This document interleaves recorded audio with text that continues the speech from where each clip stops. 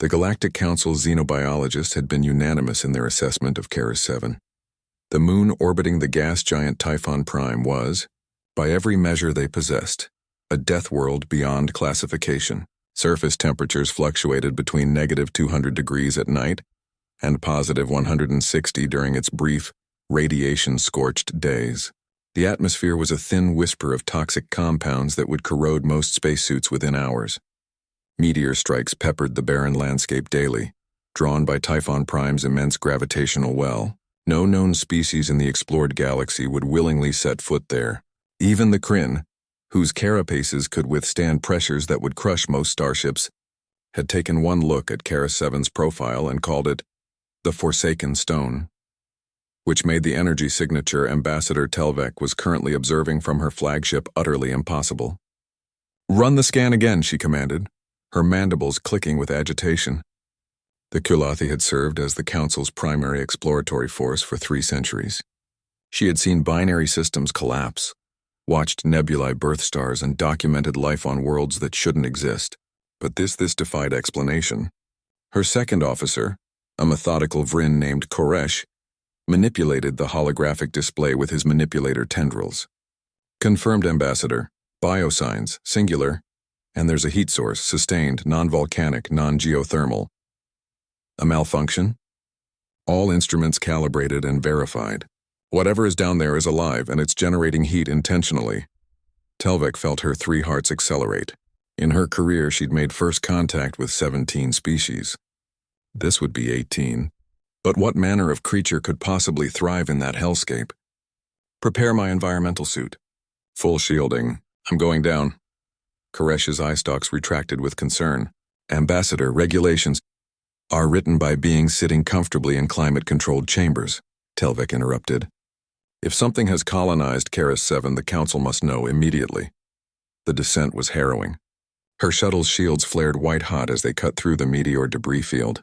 The thin atmosphere provided almost no aerodynamic control, and the landing site, a rocky plateau between 2 impact craters, barely qualified as stable ground. As the shuttle's ramp descended, Telvek activated her suit's full protective measures.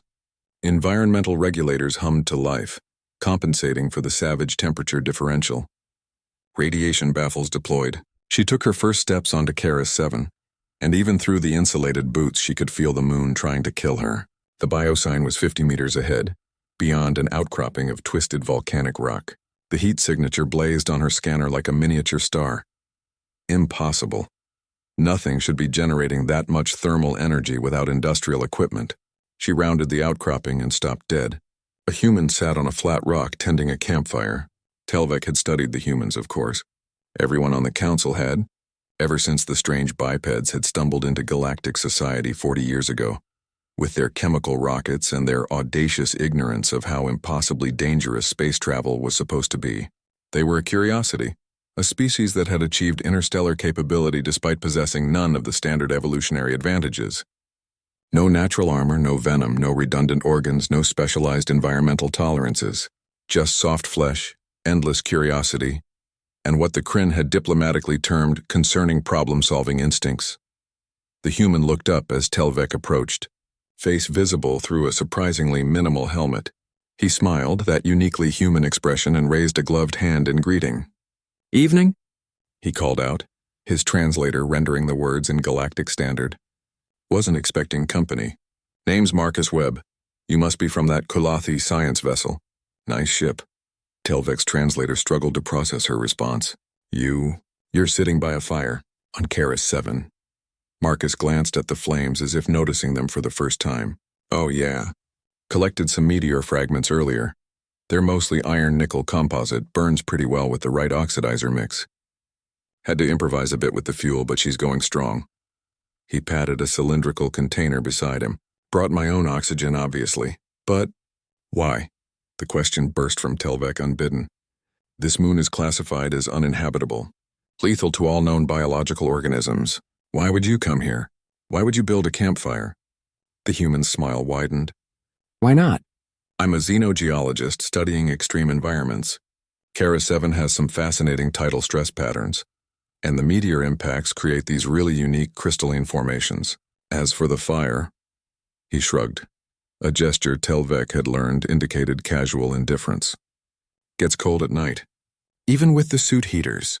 Cold, Telvek repeated flatly. You're concerned about being cold. On a moon where the temperature will drop to negative 200 degrees in approximately 47 minutes. Exactly. Hence the fire. Marcus poked at the flames with a metal rod. Plus, there's something about a campfire, you know? Reminds me of home. My ancestors sat around fires like this for hundreds of thousands of years. Feels right. Telvek's diplomatic training warred with her scientific disbelief. Humans were known for their strange relationship with danger. They called it adventure. But this exceeded all previous observations. Dr. Webb, your species was only cleared for Class 3 exploration zones. Caris 7 is classified as Class 9, presumed incompatible with biological life. Marcus's grin turned sheepish. Yeah, well, technically I filed this as an extreme equipment field test. My university is developing new suit technology. Caris 7 is perfect for stress testing. If the gear works here, it'll work anywhere. He gestured to the landscape. So far, so good. Been here 3 days. 3 days. The meteor showers are really something at night. You should stick around. He reached into a pack and produced a metallic pouch. Want some coffee? It's freeze-dried, but the fire heats water pretty quick. As if in response to his words, a streak of light tore across the sky. Another meteor burning through the atmosphere. It impacted a kilometer away, sending a spray of rock fragments arcing through the air. Several pinged off Telvek's reinforced suit. Marcus didn't even flinch. He just watched the impact crater's brief glow and nodded appreciatively. Beautiful. Telvek realized she was witnessing something the Galactic Council's xenopsychologists had theorized about, but never confirmed. Humans didn't just tolerate hostile environments through superior technology. They genuinely enjoyed them. They sought out danger not despite the risk, but because of it. And then, impossibly, they made themselves comfortable. On a moon that should kill them in minutes, this human had built a campfire and was offering her coffee. Dr. Webb, Telvek said slowly, when you return to civilized space, your species will face significant regulatory questions about this expedition. Marcus nodded, unconcerned. Probably. But they'll also have excellent data on how human survival gear performs in Class 9 environments. He stirred the fire again, sending sparks spiraling up into the thin atmosphere. Besides, someone had to be first. Might as well be us. As another meteor screamed overhead and the distant sun began its descent toward Typhon Prime's horizon, Telvek found herself accepting the offered coffee. She would file her report. The council would be shocked, then outraged, then, as they always were with humans, reluctantly impressed. Because once again, humanity had proven that their most dangerous trait wasn't their technology or their determination. It was their fundamental inability to accept that something was impossible until they'd tried it themselves. And usually they'd bring a campfire,